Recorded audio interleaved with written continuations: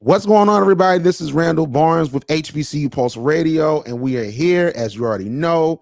We are covering College Hill Celebrity Edition, and I don't want to just talk to the celebrities, all right?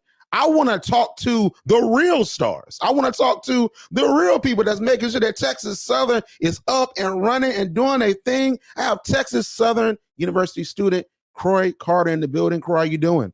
Hey, I'm doing good. Hey, listen, you a star. Like you making it happen on Twitter. Cause I saw the tweet that you made, and I'm like, I have to talk to Croix because this is something that I was thinking about how College Hill is editing the show and how they're displaying the campus. But we're gonna talk about it. But first and foremost, I want you to let everyone know who you are. Okay, sure. Hi everybody. My name is Croix Carter. I am a upcoming rising junior here at Texas Southern University, majoring in biology, pre-med focus. I'm an SGA. I'm a cheerleader here. I'm the Underground Fashion Society. Just a little bit about me and my campus. I love hey, you super involved. Like how you found the time? I don't know actually. I just Like being an SGA and then being a cheerleader, I'm like, how are you doing? Especially homecoming. How'd you do homecoming? Well, actually, I just got part of SGA now. I'm over the COSAT, like I'm a House of Representative senator for that. So me doing that just got put in office for that like May.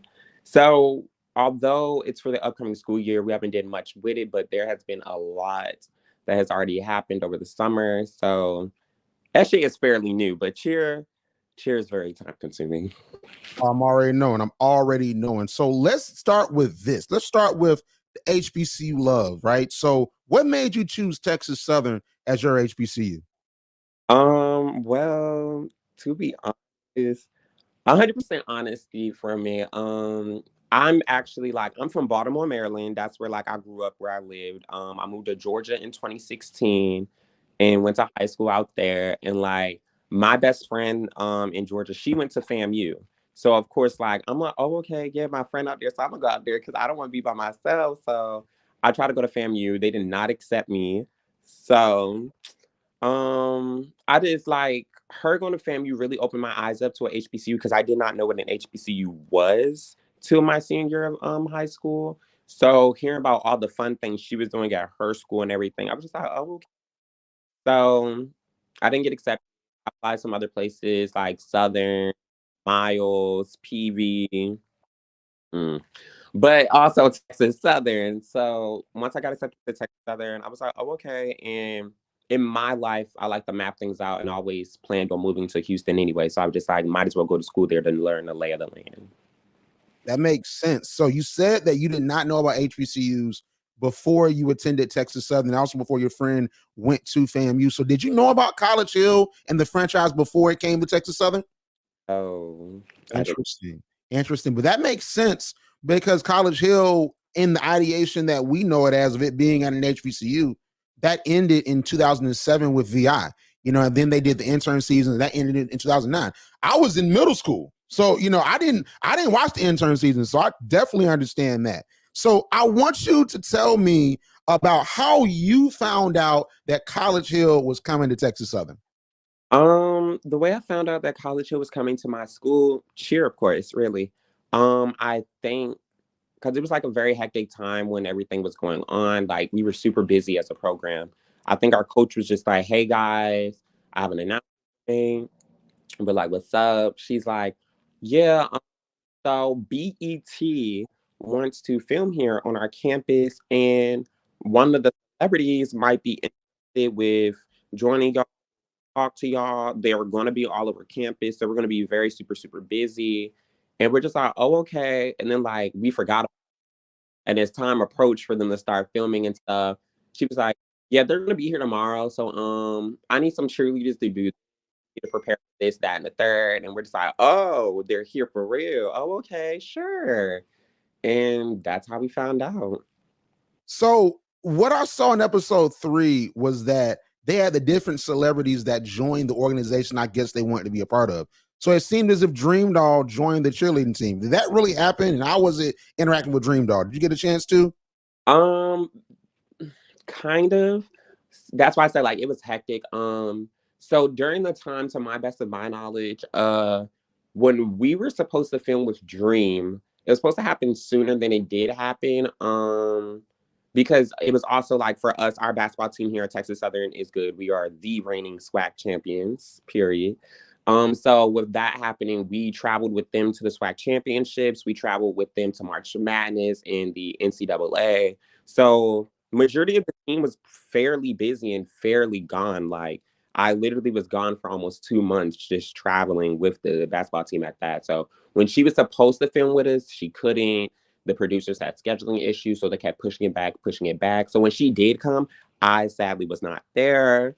But it's okay. They had good cheerleaders there from our team. From what they told us, they said it was fairly easy. They taught her the material. She got it pretty good. And I didn't get to meet her. Well, I met her before we left, but she seemed very, very fun. She seemed very cool. She was very chill. You know, her being from New York and me being from Baltimore, it was like it was real smooth for real. Like she's very shy. And I was actually surprised. She's a very shy person.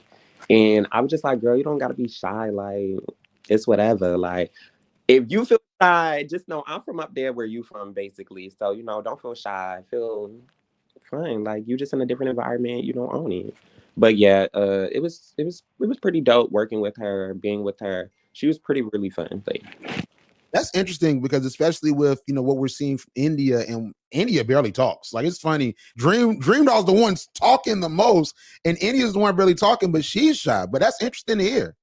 yeah, I did not really interact with India. I know that we had an event on campus, and afterwards, some of the station dancers that you guys may have seen in the show, and then some of the cheerleaders, we actually went to hang out with the celebrities: Slim, Nene, Ray J, Big Frida, like all of them. Stacy wasn't there, of course. But yeah, India's very, very, very, very quiet. Like I've never heard her speak at all till the show came out, and I was like, "Oh, that's what she sounds like." I've seen her, of course, but I've never heard her speak. Dream was just like, "Well, yeah, guys, I don't really know. Like, this is so new to me," and I'm just like, "Girl, have fun." Oh, that makes sense. So I want to get like the full rundown of just how production was going on campus, because here's how I'm feeling about it. So to give a little bit of behind the scenes, I just rewatched for probably the third time or fourth time episode 2 because I'm doing recaps and reviews on the show. Mhm. And one thing that I noticed is that they're editing College Hill in a very interesting way. And I think that goes to a lot of what your tweet said. So Yeah. I want you to tell me about what was the real grind of production like? Honestly, so production when they were, well, I wouldn't say this is production's fault, but it was kind of weird considering the fact that they had us sign like paperwork and everything, like release waivers, so they can put us on TV or whatnot. And it was just they had edited a lot of stuff. So for us, and from my standpoint of things, the very first day that they came, where you guys seen on episode 1, where our Mr. and Miss TSU and the band had basically walked them in on our Tiger Walk, it was so much happening. They wanted, like, production was telling students to be active, make it seem like this is a normal day on campus. So a normal day on campus for us is what they were thinking. Like, for cheerleaders, a normal day, we do not be in uniform. We're just regular students.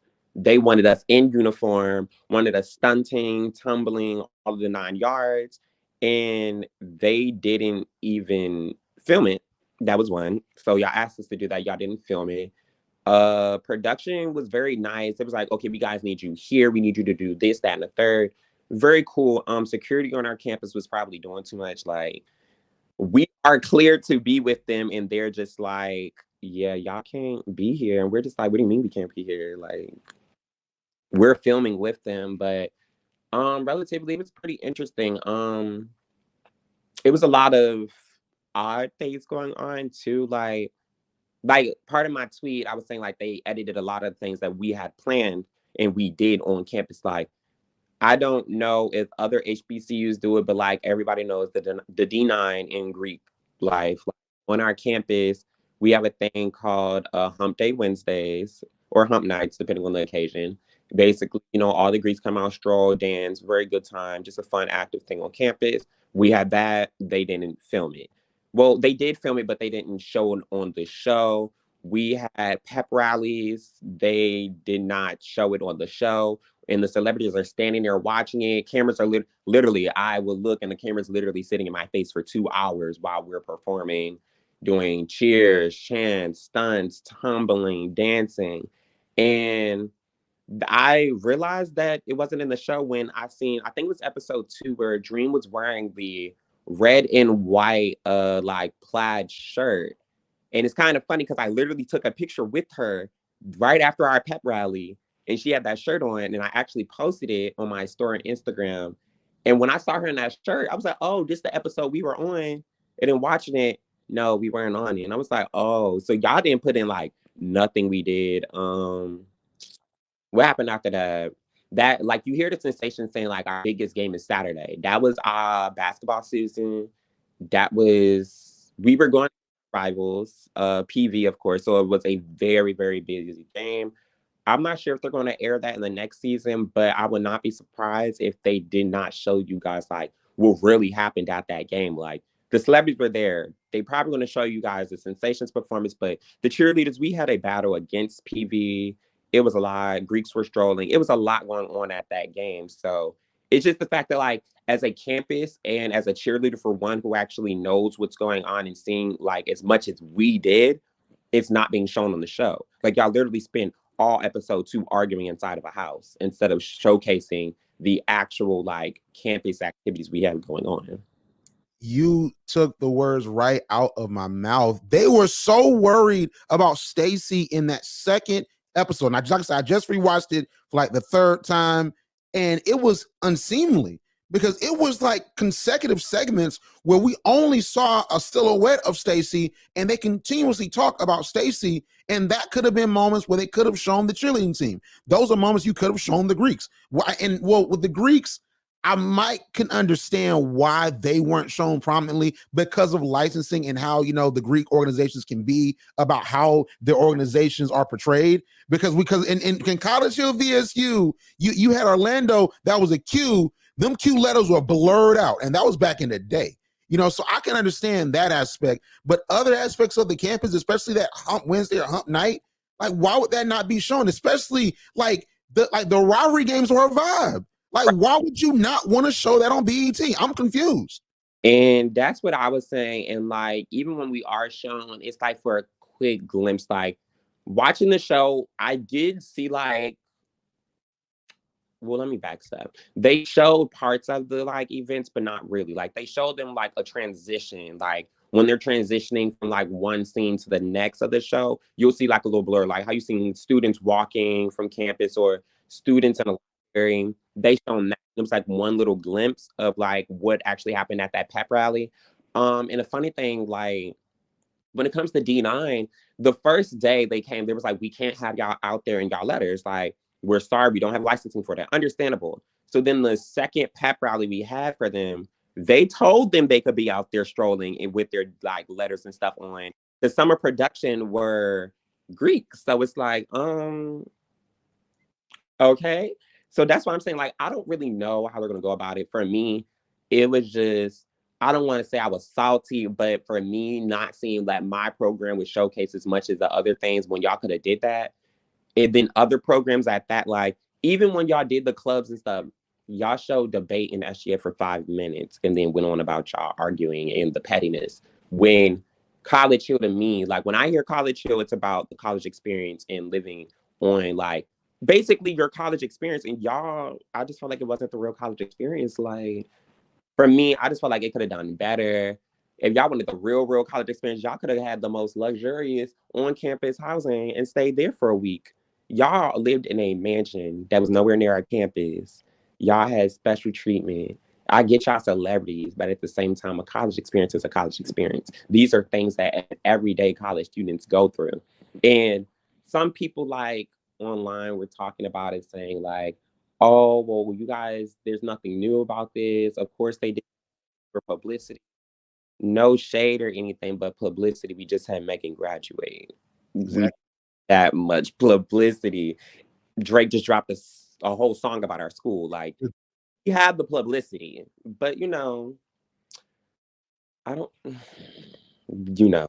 It's a lot. It's a lot, and that's also very true because from what I understand, it was filmed in March. And did they end in March or they end in April, May? Okay, so I think production started in March, yes, but I feel like not 100% sure. That was a while ago and it was a lot. I want to say they ended like early April ish. And without like revealing like too much things that will be shown on the show, it was a lot going on.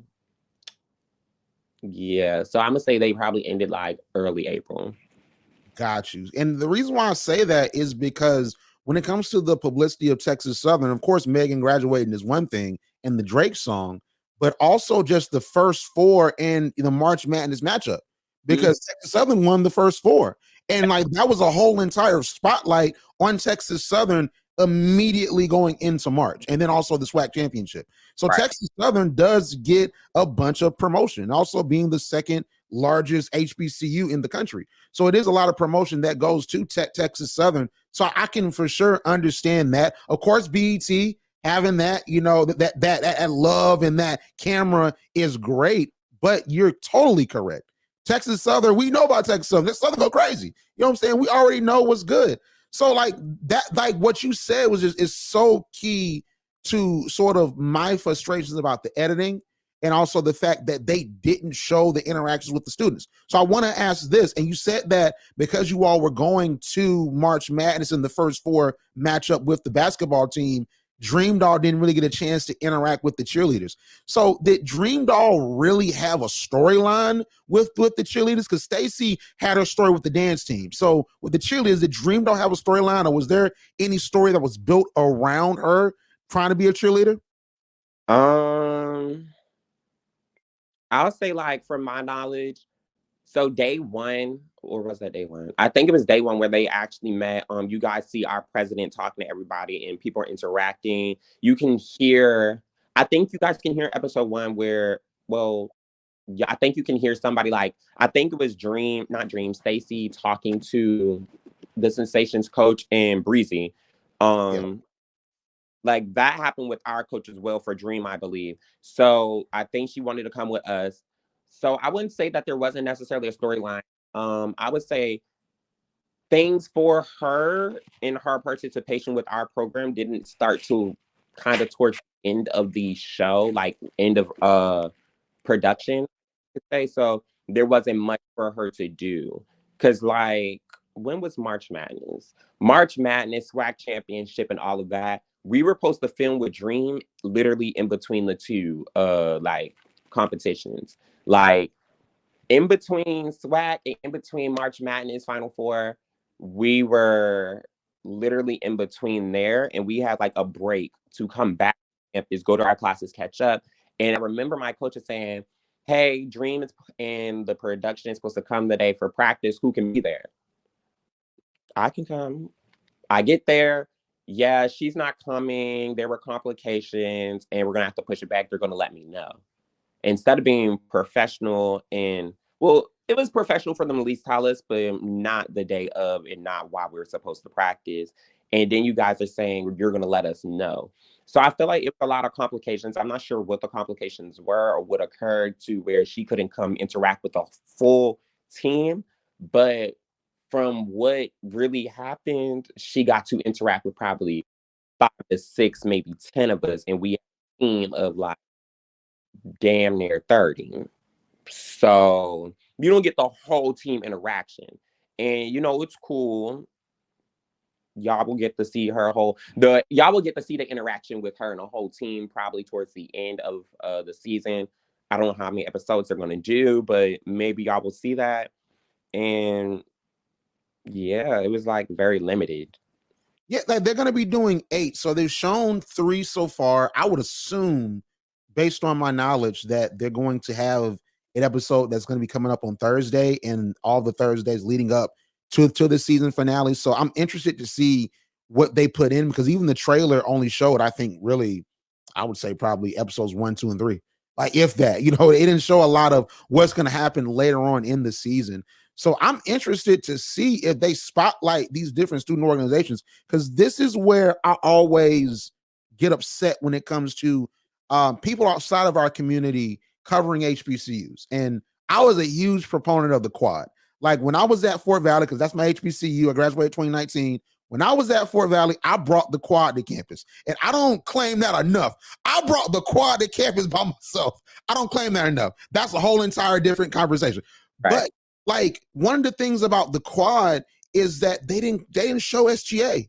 Like there was no SGA president. They showed SGA one time. There was no SGA president. Like with the I did not consent protest at the end of season 1, episode 10, they had the campus queen, but what was her name? Why didn't we see her walking at the football game? They show the football game and the hijinks that went on there with Bojan and the entire crew and Terrence. But why don't we see the king and queen walking in the royal court walking? Why don't we see the cheerleaders doing the chants? Why don't we hear the band playing during the games? Like those are the different things that the media doesn't get about HBCU life, and it's not accurately covered. We appreciate the love, we appreciate the support, but it's not covered in that way.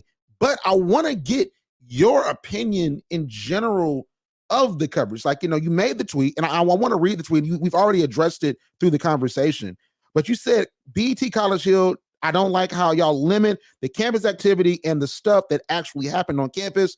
So much happened and y'all cut it from editing. Y'all more worried about the drama than the actual campus. Then I said they probably cut it to spotlight Stacey Dash because they're obsessed with her, and they are. And then you said, even then, they left out so much past that highlight. And I'm somebody who was there doing filming and was in part of the filming, talking with producers daily. So I want to get your feel of the season thus far, since as we're recording this, 3 episodes are out.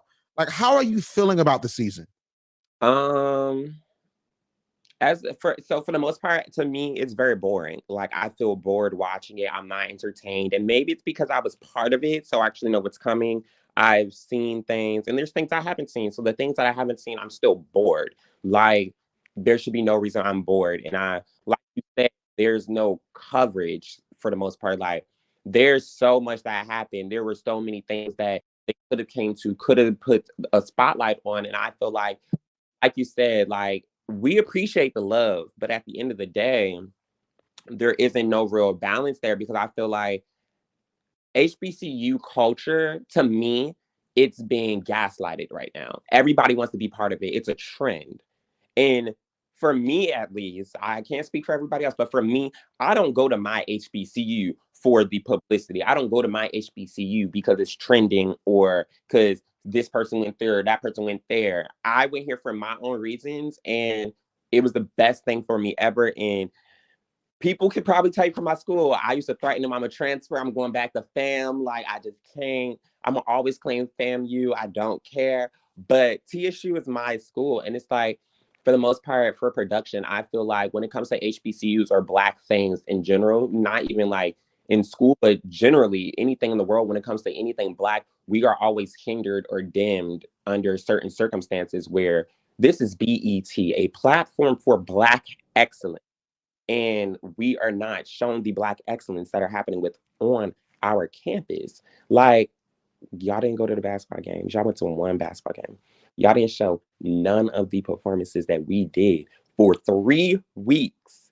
And for a cheerleader, that's very last minute. We don't hear nothing till the very last minute. And then even that, what about the marketing standpoint of things, the communication standpoint of to me, like I'm a bio major focusing on pre-med, aspiring to be a cardio surgeon. Marketing and business is really not my forte. I mean, it is, but that's not my major. And for a program such as BET to come and do everything here, I felt like there wasn't enough publicity put on the show itself. It was very hush hush. A lot of people still don't even know this show even came out with a new season. A lot of people don't know there was a celebrity series. And like I said before, it's one, y'all didn't do what y'all needed to do. Where's the promotion team? Where's the collabs? Y'all could have did a BET TSU collab with merch, book bags, sweatshirts, a lot of stuff. And don't get me wrong, we got t-shirts for an event that happened on our campus, but t-shirts that were free, like I appreciate it, I really do, but it's like at the end of the day, y'all could have y'all could have really took this and made this a bigger and better thing than what it was. And for me, it just wasn't, it was lackluster. Like, y'all, you, your 3 point line, you went to shoot for it and you missed. And then, Airball. so you got your 2 points instead of three. And they honestly could have just did better. It was just very boring. Like, I hate watch, not hate, that's a strong word, but I just watching the show. It's really like I'm watching it just to see who I can see. Like, oh, there go my friend. Oh, there go SGA. Oh, there we are. And it's like, oh, okay, interesting. Like, it could have been better overall. I get that, and it's just the parallels because I'm going back to just the BET knowledge that I know when the quad was out, and at that time in 2017 I was a junior, and what I was saying was that BET had the whole entire college tours back in the day. Like when you had 106 in Park, you had Spring Bling. They used to show 106 in Park. Then at certain portions of 106 in Park, they would show the different HBCUs that they toured to for the college tours. And they would go to all types of schools, not just, your quote unquote name brand schools. They would go to like Fort Valley. They go to Savannah State. Like they go to Bethune. Like schools that don't get the attention that the other schools do, such as FAMU, Memorial Spelman, or A&T.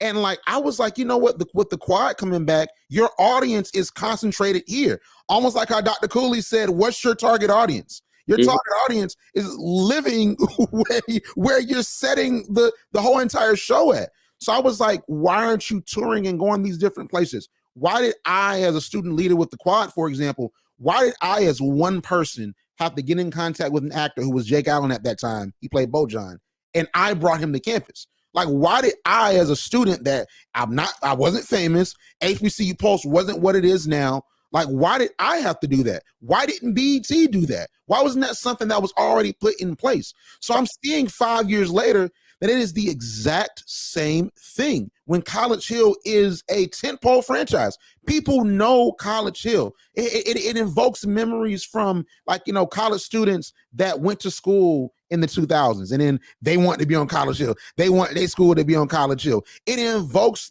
thoughts of people like me that went to school starting in 2015. I watched College Hill. I got the DVDs and all of that, and also invokes feelings for the folks that wanted it to come back. That's just something that, you're right, I do not understand that, and they got to be better. And maybe they're listening. They need to hire you. Okay, because you're going to get them right. All right. If BET is watching this, Croix Carter is available to be hired. All right, let's get it. But I want to ask you this as we conclude the interview. So, in your estimation, so let's say BET is watching this. I do not know if they will. But let's say BET is watching this.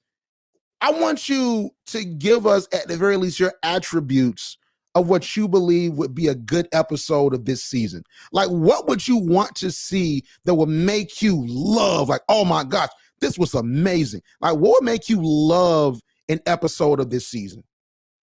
What would be an episode of this season? Honestly, that's kind of a hard question to answer due to the fact that, like I said, are things that production did record that I just do not know yet how they're going to play their cards and edit it. So there's things that I really did love about the production being there and the things that happened on our campus that actually happened, but I'm just not sure how they're going to play it. So it's like they could show it in a way that's really going to make me love it, but then they could show it in a way that's like, really? This which I do? Really? So it's like, to answer the question, I'm gonna have to say honestly, like, what would make me love it even more is for them to really show the authentic, raw TSU experience. And that would have to include the real things that happen. Don't give us that cookie cutter version experience that you want to showcase to your audiences. And I don't know if maybe the demographics has changed to their ratings and it's more Caucasian to white people watching these things. But to us Black viewers, to us who've been watching BET since we were in diapers, 106 in Park, like all of that, to us, we want to see the raw, because the raw is where we can correlate. The raw is where we can have a base understanding of everything. For even the people who don't even go to HBCUs but go to PWIs and they're curious about the HBCU structure and the way that students live and everything, they could be tuning into the show to see things. They're not getting the real experience. They're not. Because meanwhile, y'all are sitting here trying to show our campus. y'all spent the whole episode in a house, in a mansion, with y'all arguing. And I just feel like it could have been more campus and student involvement. Like literally, like that's what I would love. Although production ended, it's not going to happen. I can tell y'all that.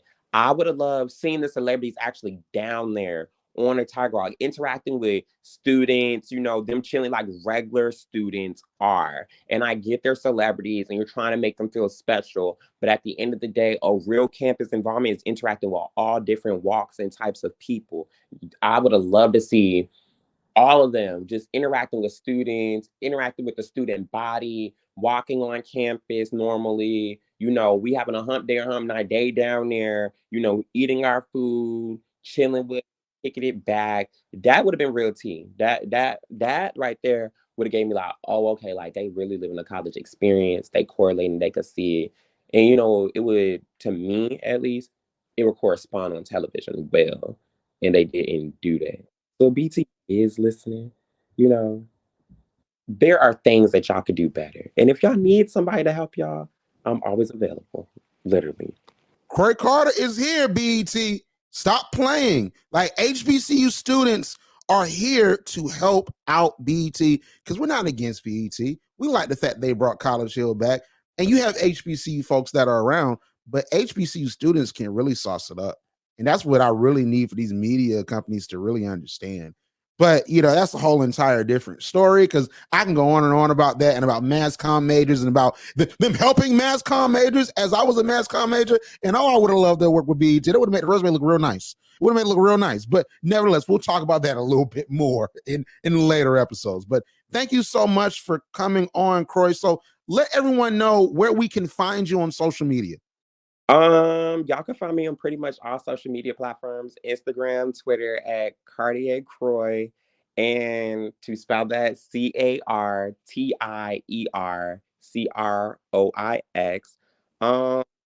Yeah, y'all can find me on there. And yeah, if anybody's needing anything, you know, you can always DM me. With I'm always available to reach. I'm always going to speak out and speak the truth, because that's what we need in our society more. We need more authentic, raw personalities in our society instead of people who want to just do stuff just so they could get a title or just something on their resume. We need people who actually. But yeah, that's where y'all can find me. You know, her. Thank you so much for coming on, Croix. We love to have you on. And you're listening to Pulse Radio. We're going to get into more of this College Hill. Thank you. Have a good one.